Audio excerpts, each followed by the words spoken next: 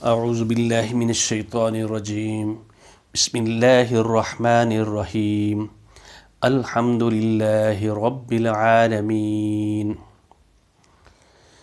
جس طرح کہ ہمارے مسنون دعاؤں کا سلسلہ جو شروع ہوا ہے، تو اب ہم جو وضو جب ہم کرتے ہیں اس کے متعلق دیکھنا ہے کہ ہم وضو کس طرح کریں اور کون کون سی دعا پڑھیں۔ وضو تو ہمیں کرنا آتا ہوگا۔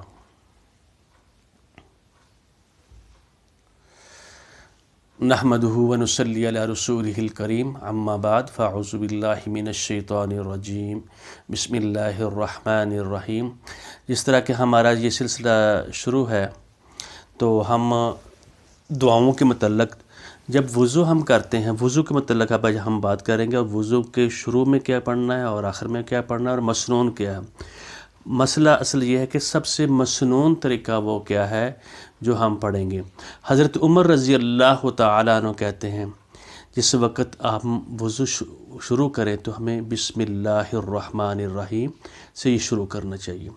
حضرت عمر رضی اللہ تعالیٰ عنہ نے فرمایا کہ جو شخص وضو کرتا ہے، وضو کرنے کا اچھے طریقے سے جب اس کو وضو کرتا ہے تو اور یہ 7 کلمات ادا کرتا ہے کہ اشہد ان لا الہ، پھر سنیں، اشہد ان لا الہ الا اللہ وحدہ لا شریک لہ واشہد ان محمدا عبدہ ورسولہ،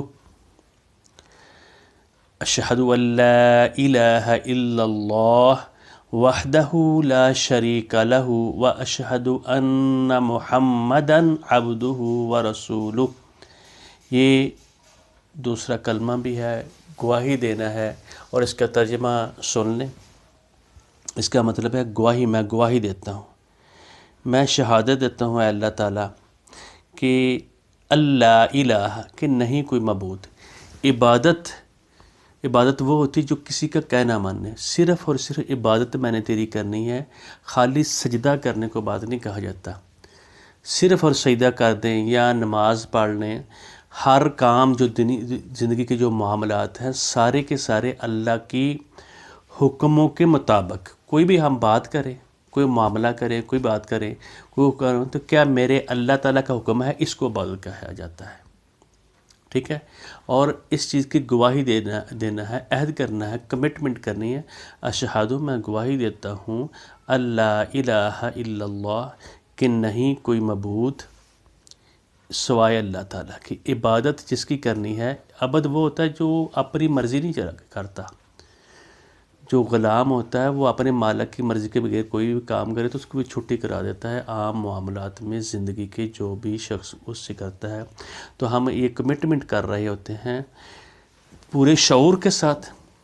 خالی الفاظ کو کہہ دینا نہیں کافی ہوتا، ان شعور کے ساتھ ہم نے کہنا ہے اشہد اللہ، میں گواہی دیتا ہوں، میں کمٹمنٹ کرتا ہوں، میں اس بات پر پکا ہوں، اور تیرے سامنے جب میں قیامت والے دن کھڑا ہوں گا تو یہ اس بات کی گواہی کہ جو بھی میں کام کروں گا تیرے حکم کے مطابق کروں گا۔ ابھی میں سجدہ بھی کرنا ہے، نماز پڑھنی تیرے حکم کے مطابق کرنی ہے۔ وضو کر کے یہ کہے گا اشہد ان لا الہ الا اللہ، کہ نہیں کوئی معبود سوائے اللہ تعالیٰ کے۔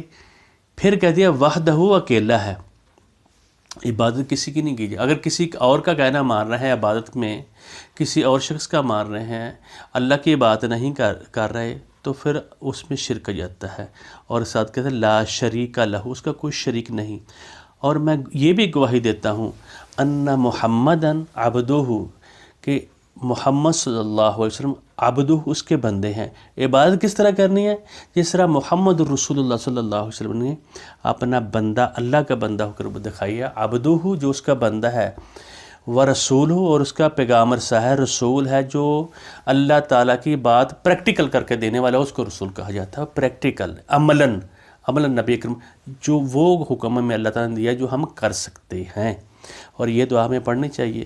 اور دوسری جو حدیث ہے، یہ بھی دعائیں ہمیں پڑھنی چاہیے، جیسے کہ ترمذی میں یہ ہے، شہادت کلمہ پڑھیں اور اس کے ساتھ یہ بھی دعا کریں اللہم اجعلنی، اللہم اے میرے اللہ، اجعلنی، مجھے بنا دے، من التوابین، توبہ کرنے والا، اگر مجھ سے عبادت میں کوئی غلطی جاتی ہے، معاملات میں غلطی جاتی ہے، اور کسی بھی مسئلے میں، معاشرت میں، معیشت میں جو مجھ سے غلطی ہوتی ہے، مجھے توبہ کرنے والوں میں بنا، یعنی غلطی ماننے والوں میں بنا۔ اگر غلطی نہیں مانے گا تو پھر وہ کیا ہوگا؟ وہ غلطی ماننے کا نام مطلب ہے شیطان نے آج تک غلطی نہیں مانی۔